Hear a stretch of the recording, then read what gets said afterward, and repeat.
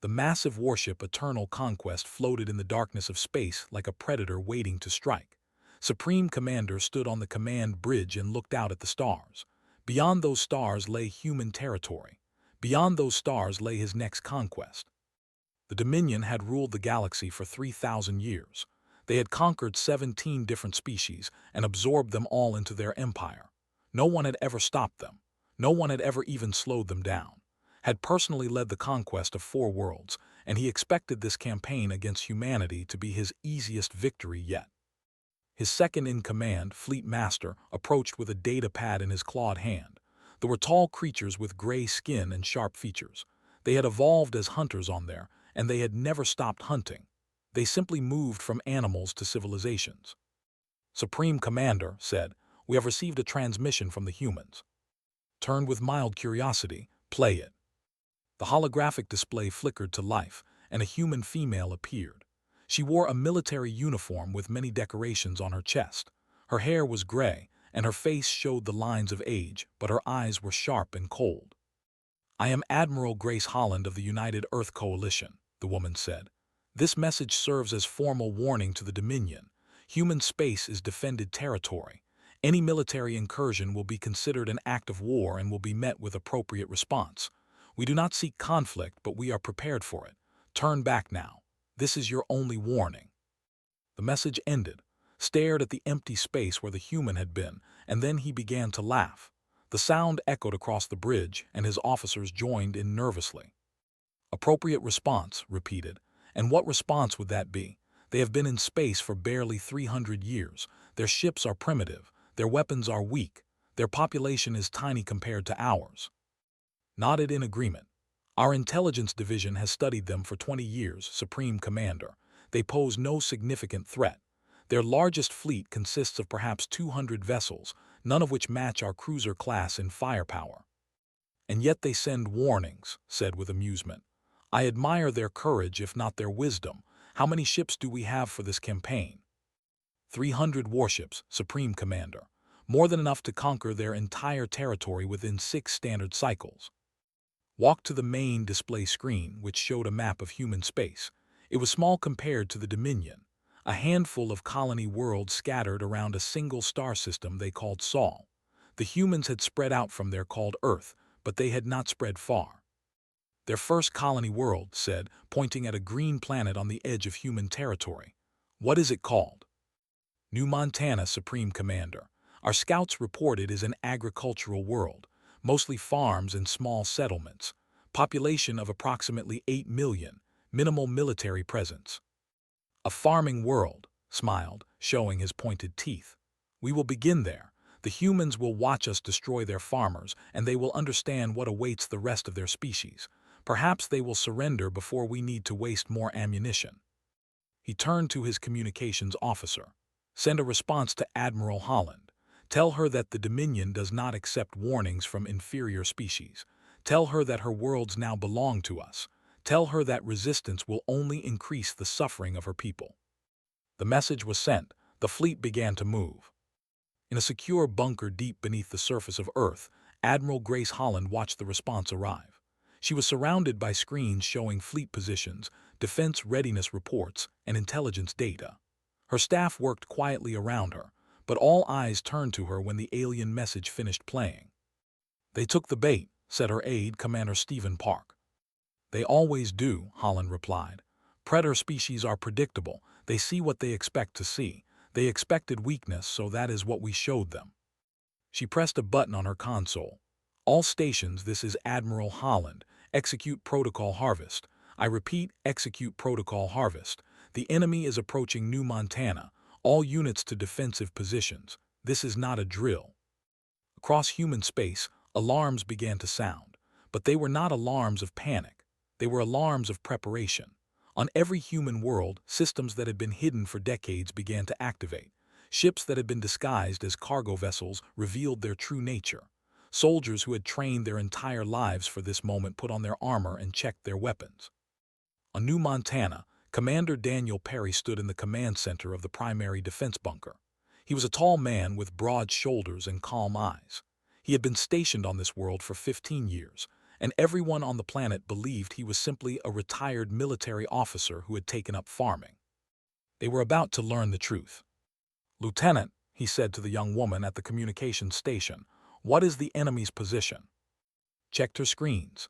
The fleet will arrive in approximately 4 hours, Commander. 300 warships confirmed." "And our people?" "All civilian evacuation is complete. The underground shelters are sealed. The militia units are in position. The orbital defense grid is powered and ready." Perry nodded. He looked at the main display, which showed his beautiful planet from above. Green fields stretched across the continents. Rivers wound through valleys. Small towns dotted the landscape. It looked peaceful. It looked vulnerable. It was neither. "They have conquered 17 species," Perry said to his officers. "They have never failed. They have never been stopped. Today that changes. Today they learn what happens when they pick a fight with humanity." 4 hours later, the fleet dropped out of hyperspace above New Montana. Supreme Commander stood on his bridge and looked down at the planet below. His scanners showed wheat fields and orchards. His sensors detected small settlements with no defensive capabilities. His tactical officers reported no military vessels in the system. "It is exactly as our intelligence predicted," said. "A farming world, defenseless." "Begin the landing," ordered. "Send the ground forces to secure the main population centers. This conquest will be finished before the day ends." Transport ships began descending toward the planet's surface. Thousands of soldiers prepared for what they expected to be a simple occupation. They had done this many times before. They knew how this worked. But as the first transports entered the atmosphere, something strange happened. Every satellite in orbit around New Montana suddenly activated. Signals began broadcasting on frequencies they had never encountered. Their communication systems filled with static. And on the surface below, the wheat fields began to move. Leaned forward, his eyes widening. "What is happening?" The peaceful farming world was transforming before his eyes. Sections of farmland were sliding apart to reveal structures underneath. The farming equipment in the fields was standing up and turning toward the sky.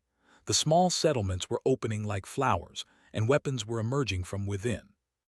New Montana was not a farming colony. New Montana was a trap.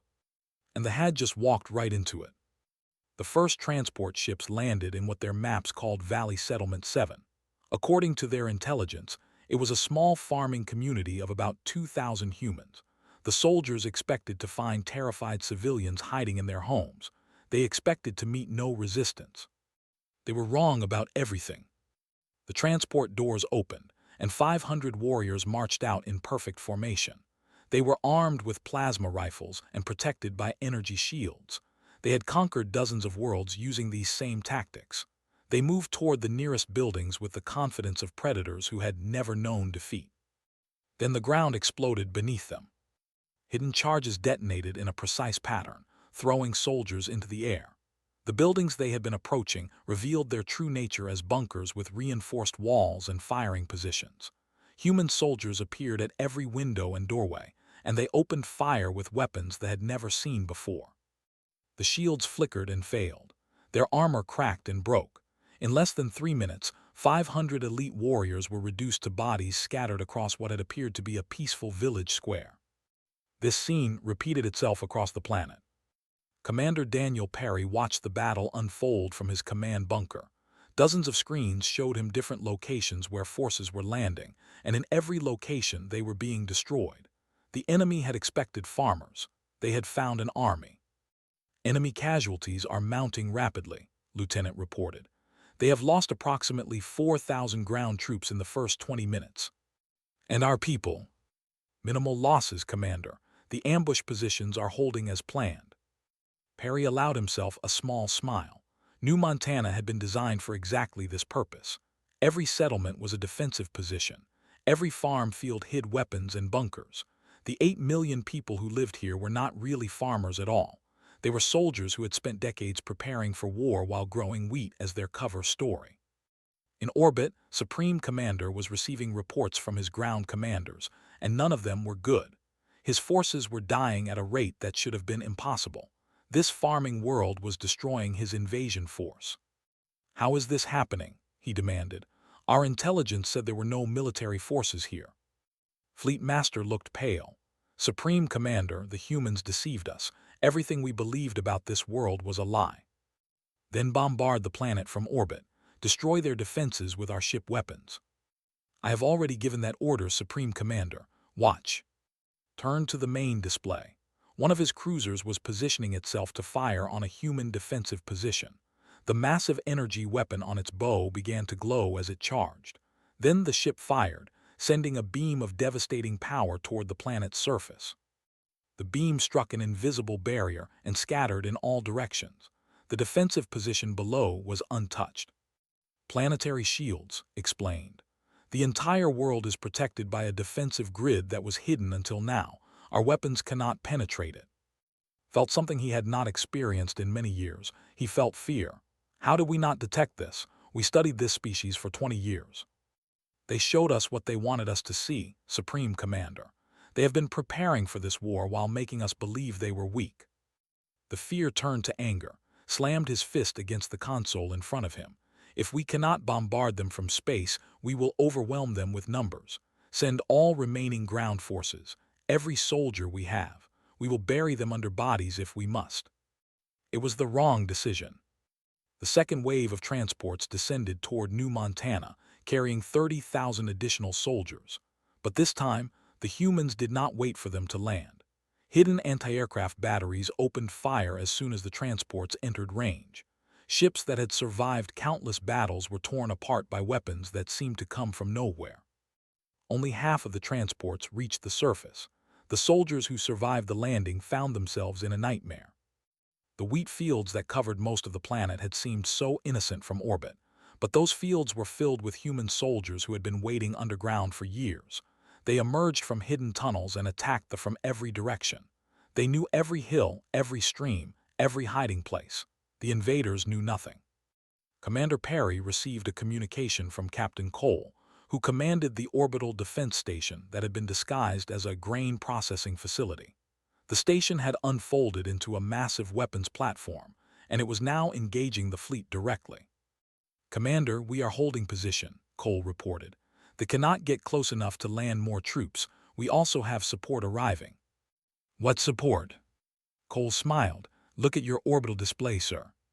Perry looked. 60 human warships were emerging from the asteroid field on the far side of the system.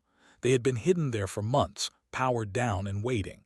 Now they were coming to join the fight. In orbit, watched the new ships approach with growing horror. These were not the primitive vessels his intelligence had described. These were warships built for battle, armed with weapons that matched or exceeded his own. Everything he had believed about humanity was wrong. "Supreme Commander," said quietly, "we have lost contact with most of our ground forces. Estimated casualties exceed 20,000. The human fleet is moving to intercept us. We are outnumbered in this system." Made a decision that no commander had ever made before. "Order a retreat. All ships pull back to the border. We need to regroup and call for reinforcements." The mighty fleet began to turn away from New Montana. Ships that had arrived expecting easy victory now fled in disorder. Transports that could not escape were destroyed. Soldiers on the ground who could not be retrieved were left behind to be captured. On the planet's surface, Commander Perry watched the enemy retreat. The battle for New Montana was won, but he knew the war was just beginning. He opened a communication channel to Admiral Holland on Earth. "Admiral, the invasion has been repelled. Enemy forces are withdrawing." Holland's voice came back steady and calm. "Excellent work, Commander. Casualties?" "Light on our side, heavy on theirs." "Good, now the real work begins. The first battle group is already in position. They are running straight toward them." Perry understood. New Montana had been the trap. Now came the hunt. Lieutenant looked up from her station with a question in her eyes. "What happens now, Commander?" Perry looked at the display showing the fleeing ships. Behind them, still hidden in hyperspace, Admiral Holland waited with the true strength of humanity's fleet. The aliens had come expecting to conquer helpless farmers. They had found warriors instead. "Now," Perry said, "we show them what humans really are." Far from New Montana, the first Earth battle group powered up their engines and prepared to move. Admiral Grace Holland stood on the bridge of her flagship, the carrier Independence. Around her, 200 of humanity's most powerful warships waited for her command. but were about to learn that their invasion of human space was not just a mistake. It was their final one. The fleet ran through the darkness of space like wounded animals fleeing from fire. Of the 300 ships that had entered human territory with such pride and confidence, barely 200 remained. The rest were debris floating above New Montana or burning wreckage on its surface. Supreme Commander stood on his bridge in silence. His officers avoided looking at him. No one wanted to be the first to speak after such a disaster. The greatest military power in the galaxy had been humiliated by a species they had dismissed as primitive and weak. "How far to the border?" finally asked. Fleet Master checked the navigation display. 6 hours at current speed, Supreme Commander. We should reach space before the humans can pursue us. Nodded slowly. Once they crossed the border, they would be safe. They could regroup, call for reinforcements, and return with a force large enough to crush these deceptive humans. This defeat was temporary. It had to be temporary. Then the alarms began to sound. "Contact!" shouted the sensor officer. "Multiple contacts emerging from hyperspace directly ahead of us."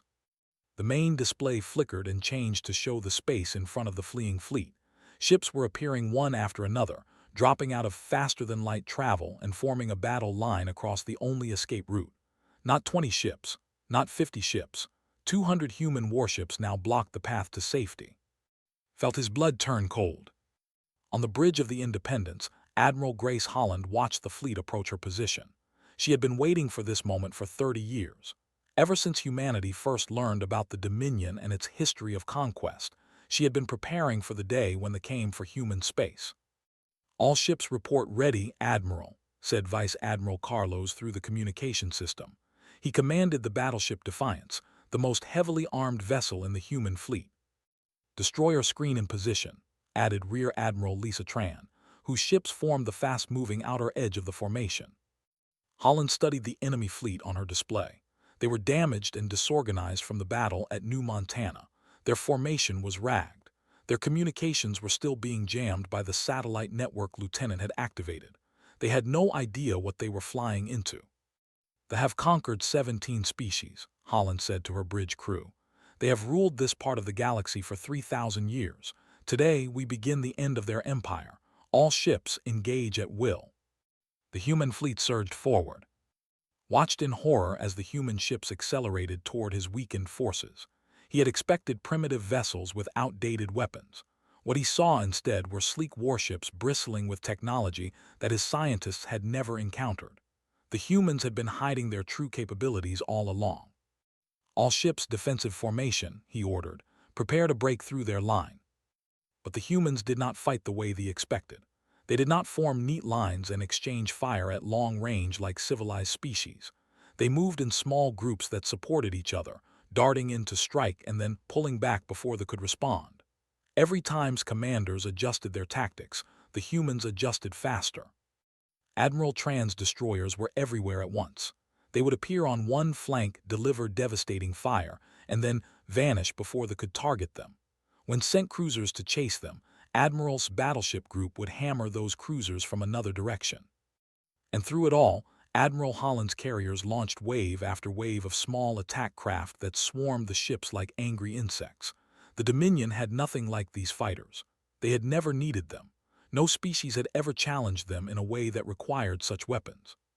The battle became a slaughter. Ships fell one by one. His commanders sent desperate reports of damage and casualties before their signals went silent forever. The mighty fleet that had set out to conquer humanity was being destroyed in detail by an enemy they had completely underestimated. "Supreme Commander," said with fear in his voice, "we have lost over 50 ships in the last hour. At this rate, we will be completely destroyed before we reach the border." "Then we must move faster. Maximum speed all ships." "The humans are faster than we are, Supreme Commander. We cannot outrun them."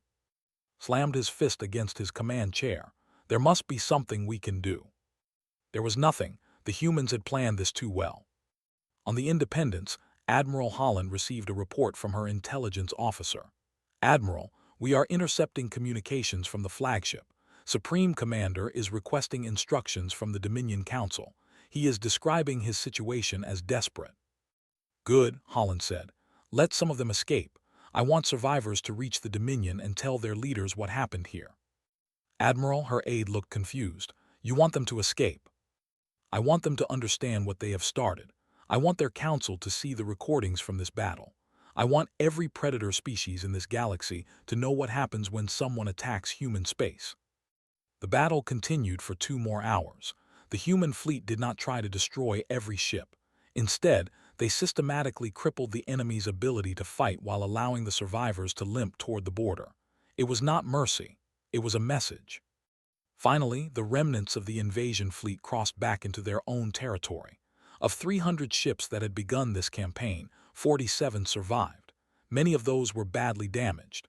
All of them carried crews who had witnessed the impossible. Stood on his bridge and looked back at the border he had crossed so confidently just days before. His empire had never known defeat. Now he had to return home and explain how a species they considered inferior had destroyed most of his fleet. Admiral Holland opened a communication channel that she knew they could intercept. Her message was broadcast to the surviving ships and to the Dominion Council beyond them. "This is Admiral Grace Holland of the United Earth Coalition. What you experienced today was not our full strength. It was a warning. You entered our space as conquerors and you leave as survivors. The choice of what happens next belongs to your leaders. You can accept peace, or you can learn just how much worse things can become. We will be waiting for your answer." She closed the channel and turned to her officers.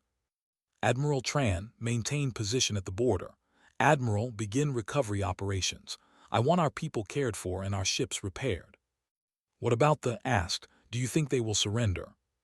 Holland looked at the stars beyond her ship. She thought about all the species the Dominion had conquered over 3,000 years. She thought about the suffering they had caused. She thought about the justice that was long overdue. "They will not surrender easily," she said. "Their pride will demand they fight, and when they do, we will be ready. This war is not over. It is only beginning." Far away, on the Dominion Council gathered to receive the reports from their defeated fleet. They watched recordings of their ships being destroyed. They listened to the terrified accounts of survivors, and they heard Admiral Holland's message echoing through their chamber. One council member spoke into the silence that followed. "What have we awakened?" Counselor asked. No one had an answer. The Dominion Council chamber had never been so quiet. For 3,000 years, this room had been a place of celebration and conquest. Maps on the walls showed the expansion of territory across the galaxy. Trophies from conquered species decorated the halls. Everything spoke of power and victory.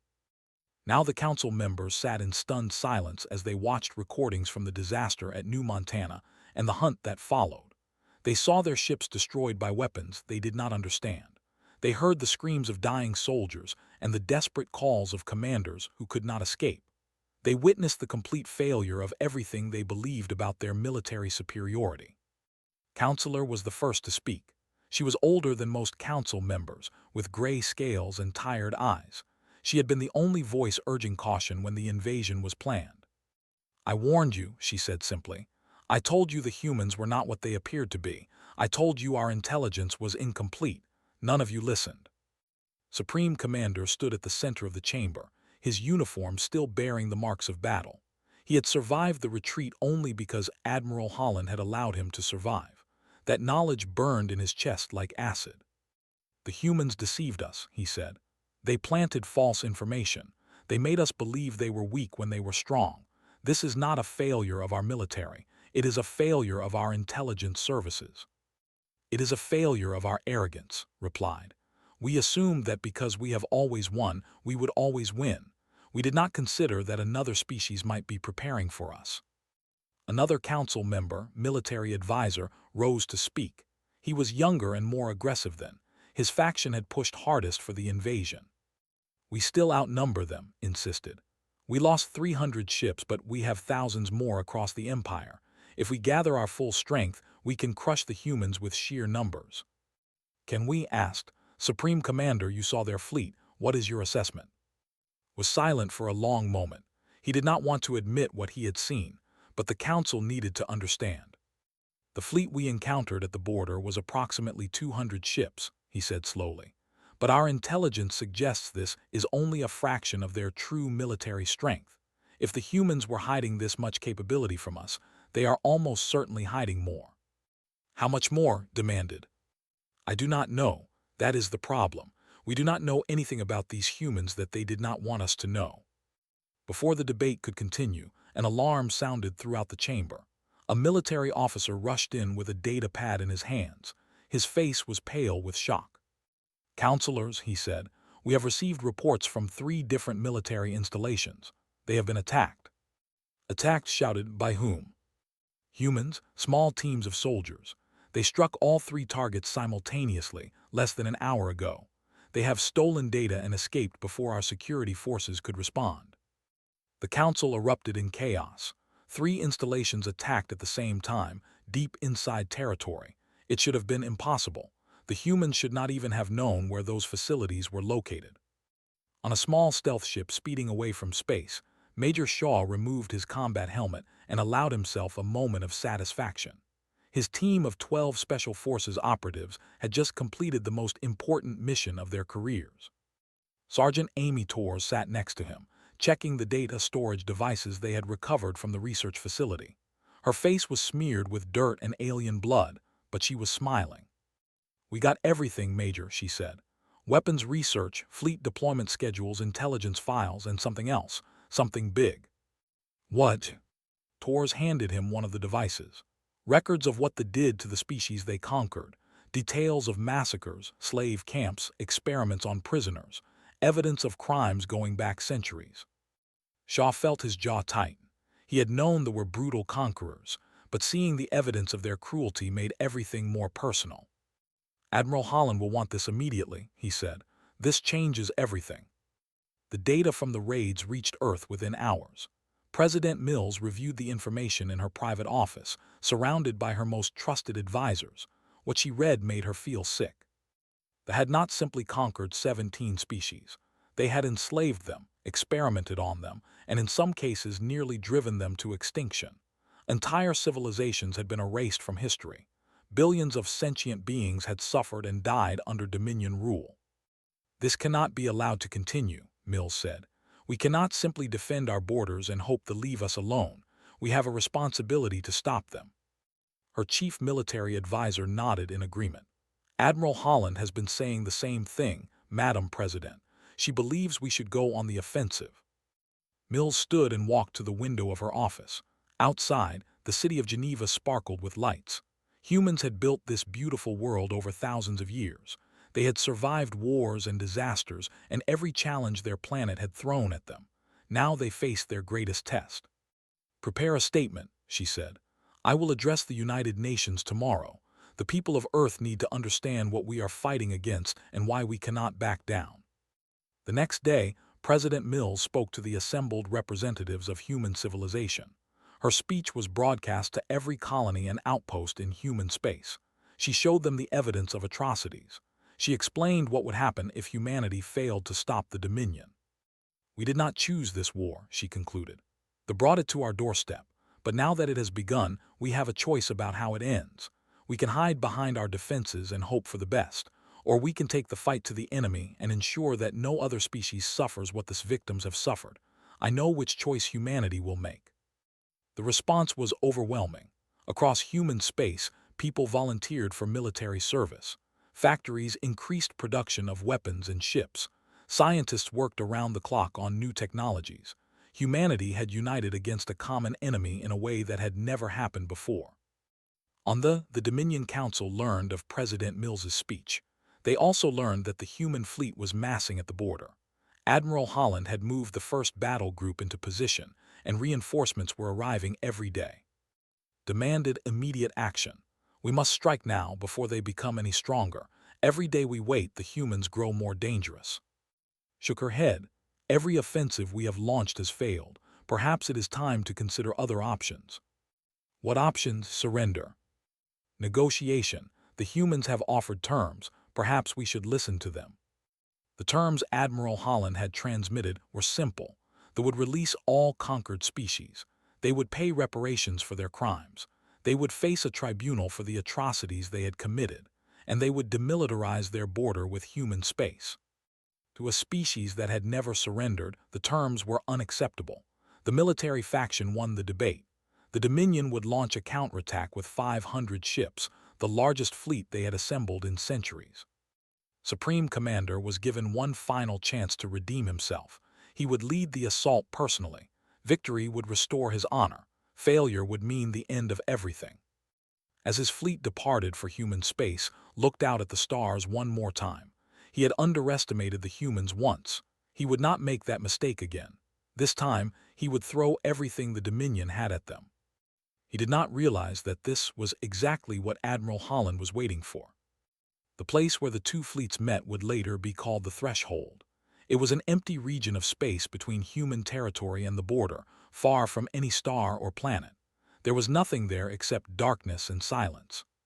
Then 500 warships arrived, and the darkness filled with the glow of their engines.